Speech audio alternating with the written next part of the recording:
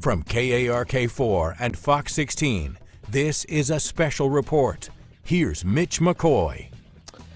To pit or not to pit, that is the big question being asked by Fox 16 Investigates in an investigation that Susan El-Khoury has been working on. Good afternoon. Welcome into Fox16.com. I am Mitch McCoy. I'm joined by Fox 16 Investigates Susan El-Khoury. Susan, this is an investigation you've been working on.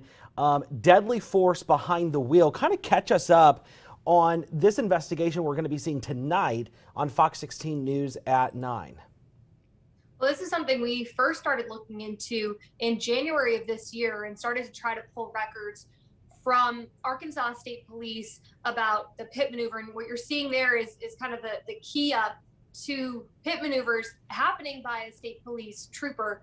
And pit maneuver basically stands for precision immobilization technique. And it's one of the ways that state police use to try and end a pursuit. You can see the driver there fleeing, and they basically do it by hitting the back part of the fleeing car to get them to spin out. And then typically that'll disable the car, put the trooper in a spot where they can kind of block the driver in so they can't get away anymore. It's interesting, and you know, to be honest with you, watching several pursuits play out across Arkansas, a lot of people know that if you're behind a state trooper and you're the one running from them, the chances that they're not gonna give up. There's other local police agencies that will end the pursuit, right? Because they're not stopping. State police is not known for that.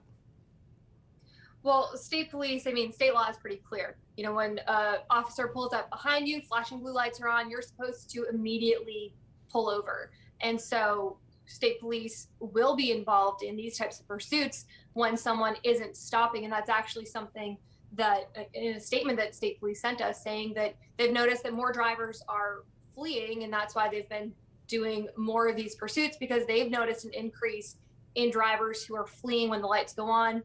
And state police will sometimes be called in by other police agencies when there is a pursuit, and they'll go and assist local departments that have a fleeing driver. So half the time you see it's being initiated by a state police officer. Other times it's from a local department calling in state police to help. Susan, we just moved the robotic camera onto the smart board here. This video, walk us through what this video is. We know that this ended deadly, if I'm not mistaken. Yeah, so what you're seeing here is the state police trooper. He joined in a pursuit started by local police, and this is right about where the pit happens. And he pulls up, you can see next to this fleeing car, and where it freezes is about at that point of contact. And one thing that we've learned about pit maneuvers is they're all about precision. So they need to be done in a certain way under the right circumstances so that ideally it ends without causing any injury to anyone. This one was happening at speeds of up to 120 miles an hour. So from there, it gets much, much harder to control what happens to the car. And that's something that we're going to show in the full story of what happened when that car got hit at 120 miles an hour. And you saw that it went from the highway onto a 2-lane road. So another factor of just kind of the road conditions doesn't give a lot of space for a car to spin out. And that's something that plays out in what happened in that pit. You know, just reading some of the Facebook comments, somebody saying, so what's more dangerous, pit maneuvers or continuing a chase, possibly injuring more lives along the way? These are some of the questions that you're asking authorities because there is a risk versus reward in both scenarios. Citizens who have nothing to do with the situation, and even people who might be fleeing law enforcement. And that was a big question that, you know, we wanted to know through this. And we actually talked to someone who works with the federal law enforcement training centers, has taught and studied pit for years. And, you know, one of the things that they stressed was this importance of, you know, in cases where you can get a license plate, sometimes the benefit is there of write down the plate and, you know, let the driver go and catch up with them at another point. But again, it all comes down to a department's decision. So state police put a lot of this on the trooper who is following in that pursuit to make the decision of what they're going to do next. But again, that is something that troopers are told to balance about, you know, what's going on. Does it warrant this level? And I think that's something that you're going to hear a lot in our story tonight, of just the questions around that, and when is there a point where a pit, should be, not considered. And to play devil's advocate here, and you were when you were just a regular beat reporter like myself a few years ago, we saw that dramatic increase in violent crime when LRPD changed its chase policy. Remember when they said that we were no longer going to chase anyone? It could be a felony, and we saw an increase in violent crime. LRPD recognized it, and they changed that policy. And you ask a lot of beat officers, and I know you have sources at the Little Rock Police Department. You ask a lot of beat officers, and they say, when we're not allowed to chase anyone, violent crime goes up, petty crime goes up, because according to these officers, the people committing the crimes, they know that the officers aren't going to chase them.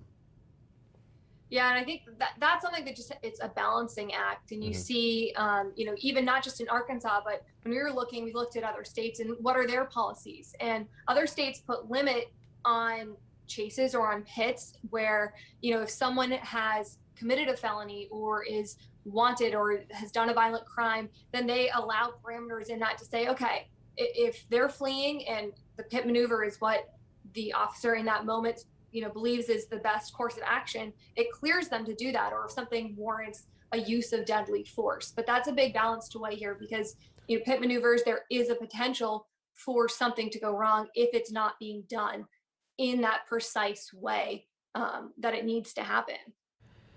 For folks just joining us here, we are talking with Fox 16 Investigates Susan L. Corey. She has been looking into pit maneuvers, deadly force behind the wheel, and the video you're actually seeing right here, a person died because of that pit maneuver.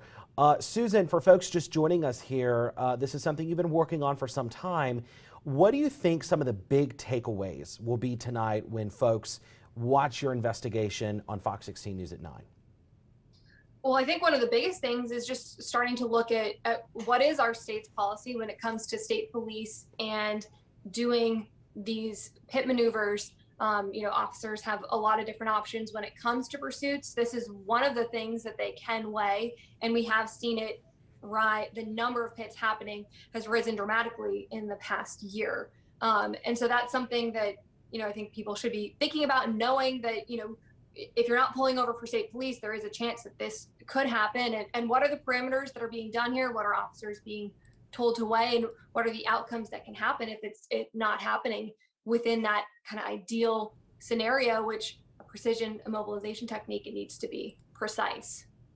Yeah, and it really is. It's such a tricky combination, Susan. I mean, when you're looking at, that risk versus reward, and you're looking at, is it possible, is it not, and then you're looking at people, regular drivers on the street that have there's a ton of pros and cons, right? I mean, I worked in law enforcement very briefly on the civilian side, and listening to law enforcement discuss those pros and cons, there is that pro that we're at least creating the blue light scenario, right? We're letting people know that somebody might be coming up on them that is reckless. But then you do run into that scenario where we saw back in 2015, if memory serves correctly, LRPD I think they were in the middle of a pursuit, or they had just ended a pursuit, and two innocent pedestrians were hit. And there's just so many pros and cons to this. It's very controversial, and looking at a lot of the people on Facebook right now, obviously, they know that it's also very controversial. Everyone has their own opinions, but in your investigation tonight, you are looking at pros, cons, risks, and rewards. And state police are clear too. We came across cases where troopers were chasing after someone involved in a shooting or who was a homicide suspect, and they did use a pit in those instances. There have also been times when the pit was happening at a much slower speed, and you'd see the car would be spun out and it would stop, and it would happen just as it's supposed to. But again, there is that element of unknown that can come in, especially as the speeds increase. And that's something that we were finding a lot of, that, as speeds went up, so did kind of the risk and danger in that pit maneuver. Fox 16 Investigates. Susan Alcori is on the case. She's looking into deadly force behind the wheel, these pit maneuvers that you see from time to time in Arkansas, or you see them in YouTube videos. She's looking into them. Pros versus cons, risks versus rewards, and her story that airs tonight on Fox 16 News at 9. Susan, thanks so much. Thanks, Mitch. All right, thanks for watching, everyone. Susan's story, again, Fox 16 News at 9, and then, of course, fox16.com on demand. Have a good rest of your afternoon. This has been a special report from Fox 16 and KARK4.